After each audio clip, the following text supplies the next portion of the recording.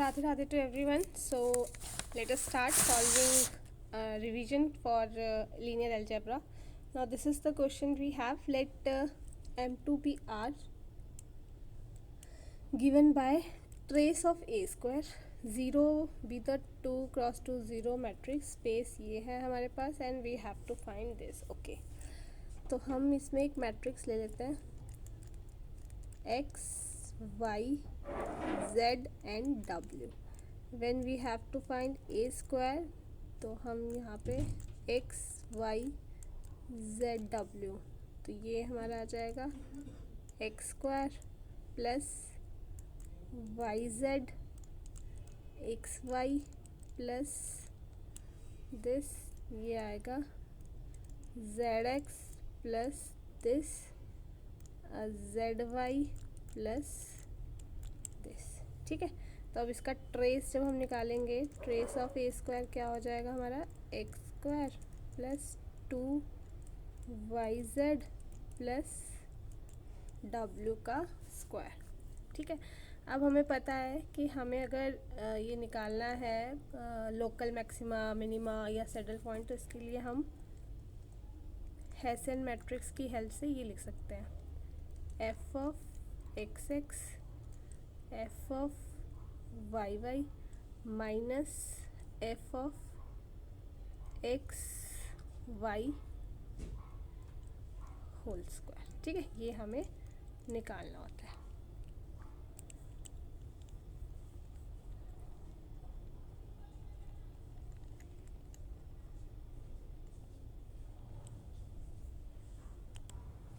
Now ये हमारे पास आया कैसे? अगर हम हेसन मैट्रिक्स बनाएं,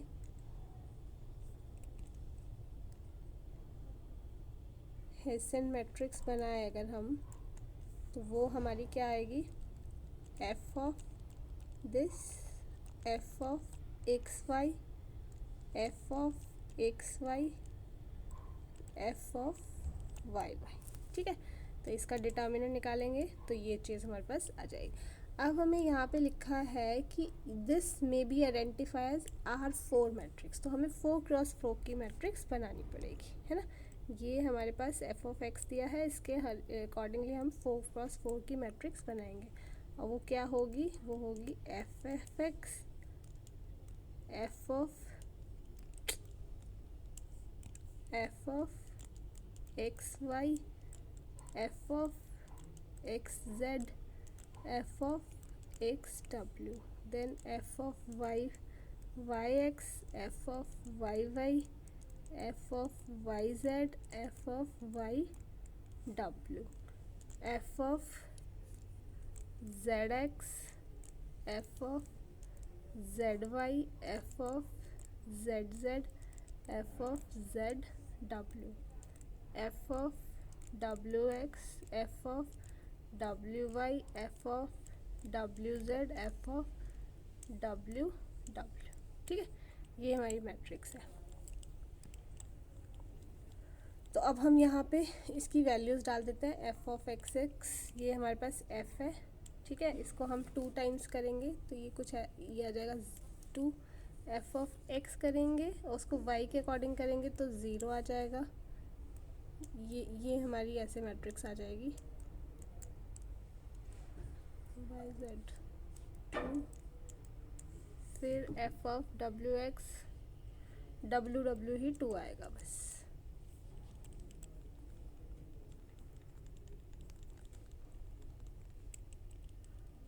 ठीक है, अब हमें निकालना है इसका डिटर्मिनेंट,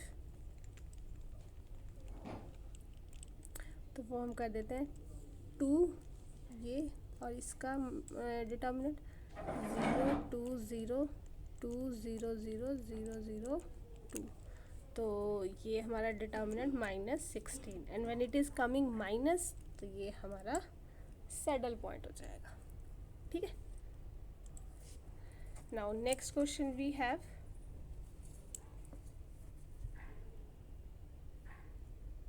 नाउ इसमें हमारे पास क्या दिया है, एल स्क्वायर, ये कुछ कंडीशन दी है इनर प्रोडक्ट की.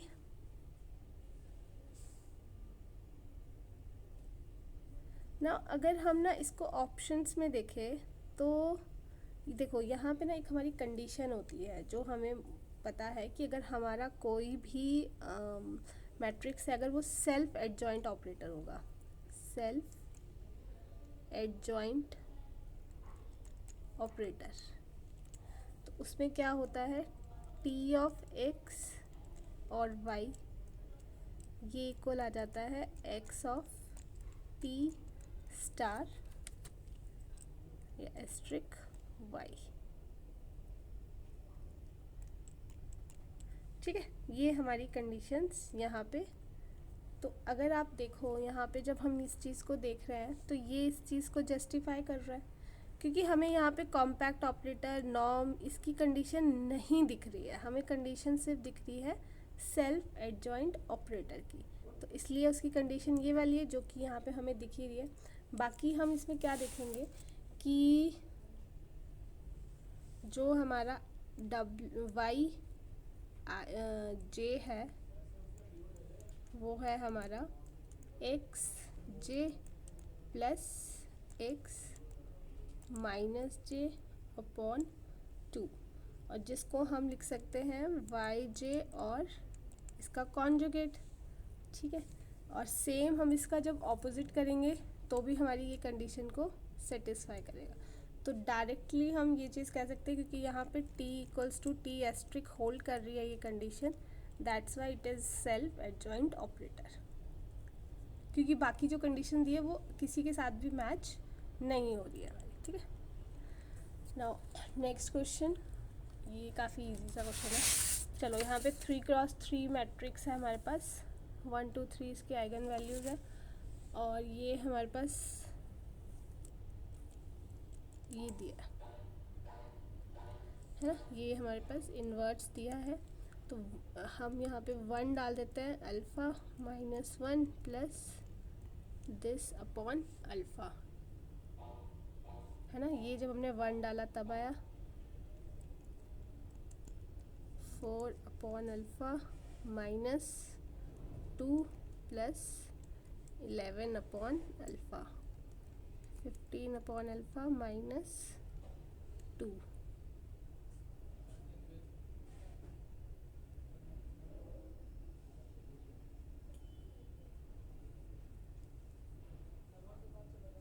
अच्छा, ये तो यहाँ से भी हो जाएगा ना, तो 1 ये 1 ही आ जाएगा यहाँ से, तो 2 आ गया, यहीं से ही सॉल्व हो जाएगा। मुझे गड़बड़ कर दी थी। तो अल्फ़ा की वैल्यू हमारी 6। नेक्स्ट है हमारे पास कि 3x3 है, सिंगुलर है तो एक आइगन वैल्यू तो 0 हो ही जाएगी। और नंबर ऑफ इंडिपेंडेंट आइगन, देखो यहाँ पे हमारी जो आइगन वैल्यूज़ है वो क्या है, 0 2 एंड 3, ये हमारे पास 3 आइगन वैल्यूज़ की हो जाएगी, है ना। तो अगर हम इसका आइगन वैल्यू ना निकाल के हम इस पर्टिकुलर मैट्रिक्स को x ले लेते हैं और इसकी आइगन वैल्यू देखते हैं, अगर डिस्टिंक्ट होगी तो इजीली पता लग जाएगा, नहीं तो फिर हमें निकालनी पड़ेगी। तो 0 डालेंगे तो 1 आ जाएगा, 2 डालेंगे तो 8 एंड 8 9 4 13 आ जाएगा, 3 डालेंगे तो 27 6 33 34 आ जाएगी, है ना। ये हमारी, अब ये भी डिस्टिंक्ट है आइगन वैल्यू, अगर आइगन वैल्यू डिस्टिंक्ट है तो आइगन वेक्टर भी ऑब्वियसली लीनियर इंडिपेंडेंट होंगे ही होंगे। नाउ m हमारा क्या है, 3x3 मैट्रिक्स है। अच्छा,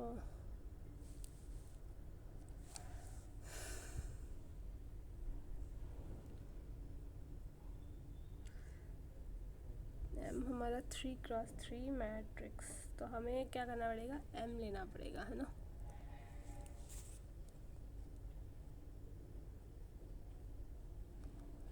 ठीक है, तो हम यहाँ पे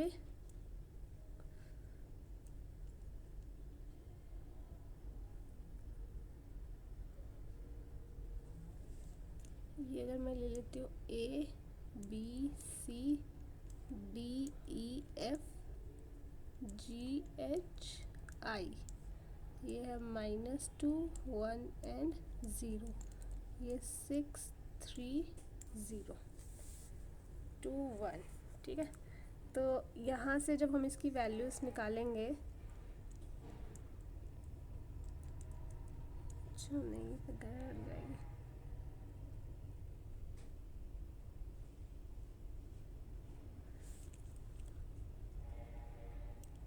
तो मैं इसमें ऐसा करती हूँ, ये चीज़ तो बहुत ज़्यादा लेंदी हो जाएगी।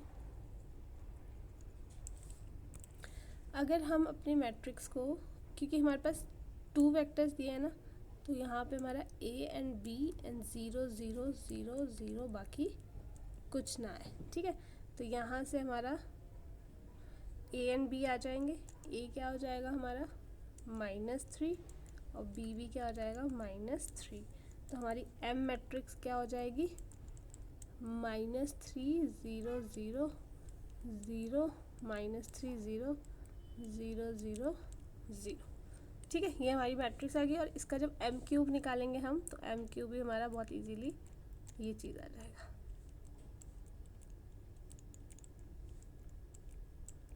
है ना। और ये alpha beta and gamma equals, oh sorry गलत लिख दिया, ये होगा 1 -1/2 0 equals to alpha beta and gamma. तो यहाँ से अगर हम अल्फ़ा देखें तो -27 आ गया, हमें मॉड ऑफ अल्फ़ा निकालना है, तो वो तो आपका +27 आ गया।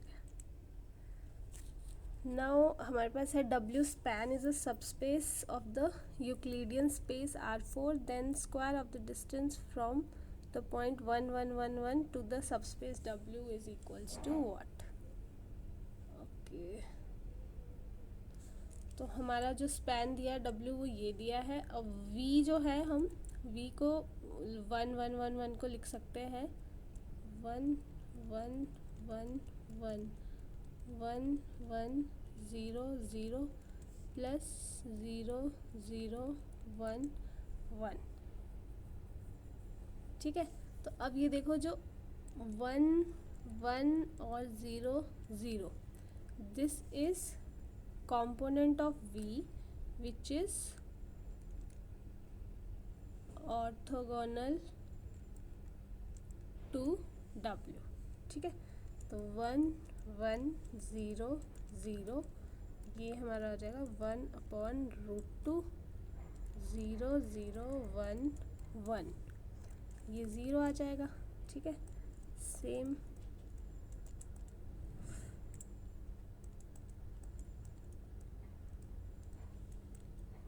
1 -1 0 एंड 0, ये भी 0।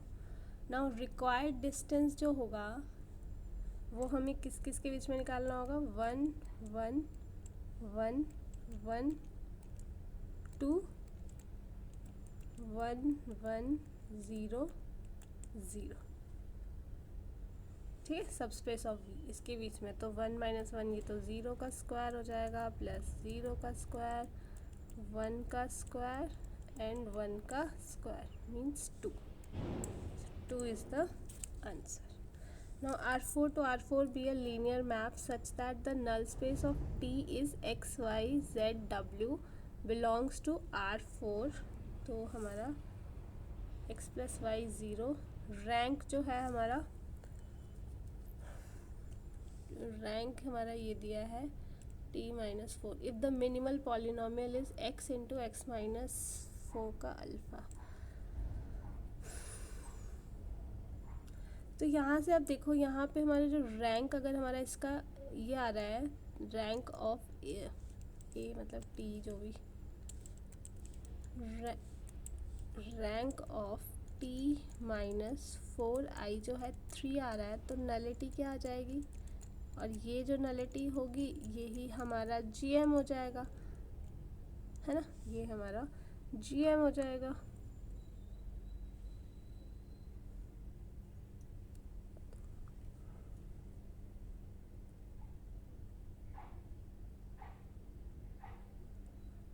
और अब ये जो लीनियर स्पेस और ये नलिटी बता रहा है टी की,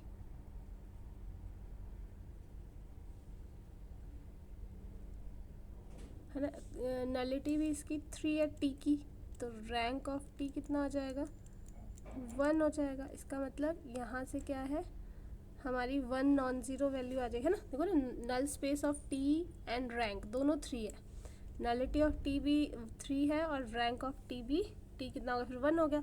और ये जीएम दिया तो 1 का जीएम और हमें पता है कि जितने भी ब्लॉक्स होंगे मिनिमल पॉलिनोमियल में वो जीएम होता है तो 1 ही होगा।